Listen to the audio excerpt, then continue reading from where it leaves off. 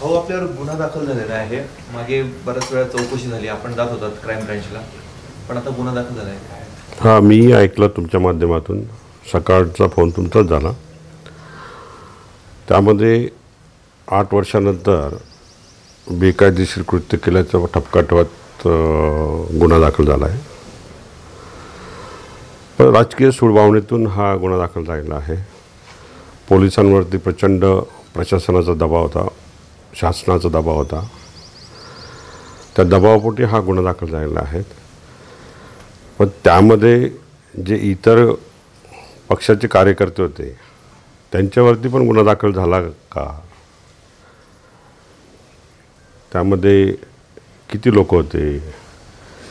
माझा एक 5-10 मिनटाचा रोल, मी गेलो समजा तिथं. पण ते 5-10 मिनटाच्या रोलमध्ये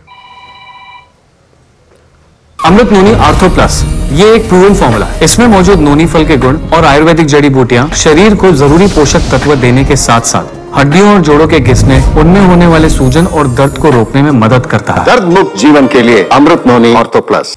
जे इतर जे आहेत 20 ते 22 लोक,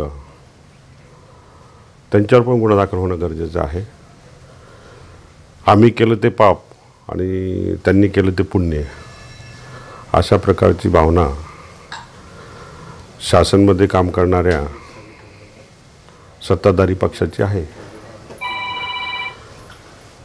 खासदारांचा एक व्हिडिओ व्हायरल झाला. त्यामध्ये पोलिसांनी चौकशी न करता विरोधकांवरती गुन्हे दाखल केलेत. ज्यांनी पोस्ट व्हायरल केल्या त्यांच्यावरती गुन्हे दाखल करण्याचा षडयंत्र त्या ठिकाणी निर्माण केलं. परंतु पोलिसांनी जर संशयित व्हिडिओ होता तर दोघं जे खासदार आणि ज्या कोणी महिला होत्या त्यांचं CDR रिपोर्ट काढले असते, टेलिफोन चेक केले असते, तर दूध का दूध पाणी का पाणी झालं असतं.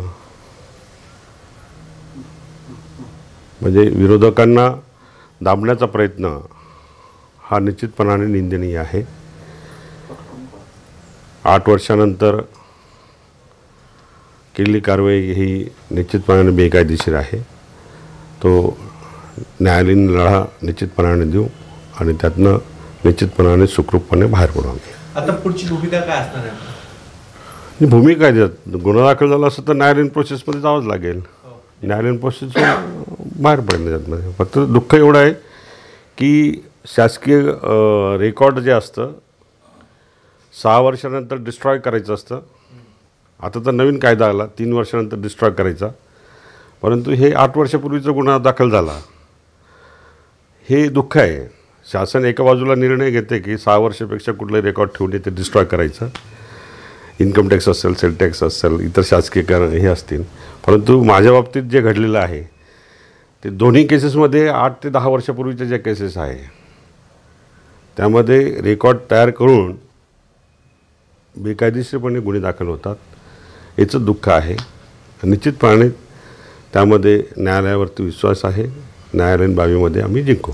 सलीम कुत्ता हा बॉम्बस्फोटातला आरोपी असताना देखील त्याच्यासोबत आपण डान्स केला असा आरोप केला जातोय आणि त्यावेळेला आपल्याला कल्पना नव्हती की तो बॉम्बस्फोटातला आरोपी किंवा काय नेमकं काय घडलं होतं त्यावेळेला ज्यावेळेला तो एक ॲक्सिडेंट आहे, बाकी नाही काही. चल भाऊ, काल 2 दिवसापूर्वी जिल्हा प्रमुख पदी तुम्हाला बढती मिळाली पक्षाकडनं आणि त्याच वेळीस अशा स्वरूपाचा गुन्हा दाखल झालेला आहे. विरोधकांच्या पायाखालची वाळू घसरलेली आहे. कालच माझा त्र्यंबक दौरा झाला आणि तो जनतेमध्ये जो प्रतिसाद मिळतो आहे तो अप्रतिम आहे. निवडणुका आल्यानंतर निश्चितपणाने त्यामध्ये दूध का दूध पाणी का पाणी. आपल्यासोबत भाजपच्या देखील काही पदाधिकाऱ्यांचे व्हिडिओ जे आहेत ते देखील समोर आले होते. संजय राऊतांनी या संदर्भातले काही फोटो दाखवले होते ज्यामध्ये भाजपच्या काही आघाड्यांचे पदाधिकारी तुमच्या बरोबर होते. पण त्यांच्यावरती या सगळ्यात कारवाई नाही म्हणजे नेमकं काय?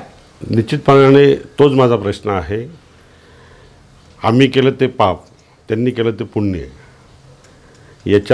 ह्या पद्धतीने शासनातले सर्व लोक वागत आहेत. विरोधकांना अडकवण्याचं षडयंत्र करतायत. पण सत्ताधाऱ्यांना मोकळं सोडण्याचं पाप हे प्रशासन करतंय. आज आपण त्याला कुठेतरी मातोश्रीवर आज आपण चालला आहात. उद्धव साहेबांशी या संदर्भात काय चर्चा करणार आहात काय? नाही, उद्धव साहेबांचे आशीर्वाद आहे. पक्ष संघटना म्हणून मी काम करतोय.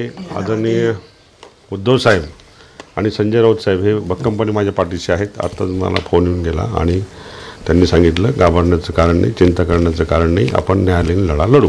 भाऊ, पण भाजपचे कोण पदाधिकारी त्यावेळेस तुमच्यासोबत होते आणि तुमची नेमकी मागणी काय हो, ते नावं डिक्लेअर झाले ना, त्यांची नावं घेऊन त्यांना कुठं मोठं करत बसायचं. आपण आता मातोश्रीवर चालला आहात, काय नेमकं? नाही, मी आशीर्वाद घ्यायला चाललो. जिल्हा प्रमुखपदी निवड झाली. साहेबांचे आशीर्वाद घेऊन पुढची वाटचाल करायची.